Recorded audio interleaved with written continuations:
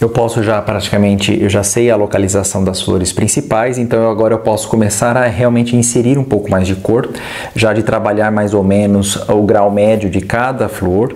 Assim eu já posso ter tanto um raciocínio mais ou menos de construção, e depois nós vamos lidar primeiro com as sombras para depois trabalhar com a luz. Quando você trabalha dessa forma, você acaba tendo um equilíbrio melhor, e justamente as sombras elas dão mais sentido de estrutura. Por isso que nós começamos pela parte médio e baixo, né, do valor tonal de cada elemento, justamente para facilitar o controle, porque quando você trabalha com as luzes, ele acaba trabalhando muito com a questão do uso do branco de forma às vezes excessiva, e às vezes o aluno no início ele acaba ficando um pouco perdido, né? Então por isso que é importante a gente começar a trabalhar com dessa forma, né, do tom mediano para a luz. Então eu sempre vou começar com uma base, por exemplo, de um cinza um pouco mais sujo, mais escuro, aí eu já vou começar a adicionar então a construção então dessas flores.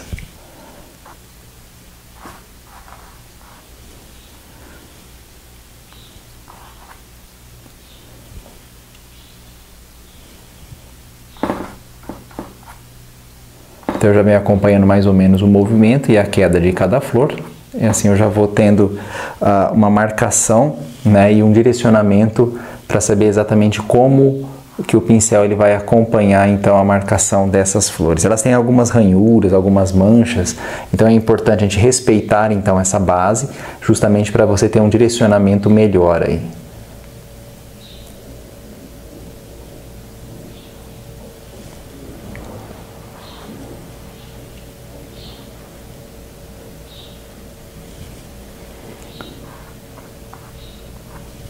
Então aqui eu tenho já a marcação dos valores mais baixos, né? Percebam que eu sempre acompanho o sentido da pétala, né? Então, por exemplo, o direcionamento da pétala, se eu quero trabalhar ela com uma pétala um pouco mais larga, como o Amor Perfeito ela tem essa pétala muito arredondada, então eu procuro trabalhar com a cerda cheia do pincel. Quando eu quero um traço mais fino, aí eu trabalho ele mais com a lateral, aí você consegue ter um controle melhor, né, de como fazer o posicionamento. Então, se eu imagino a flor praticamente como se fosse na minha mão, ela de forma de frente, então conforme eu vou ter nas laterais, então você vai ver mais de uma parte e menos de outro, você vai ver ela já numa posição de perspectiva da pétala.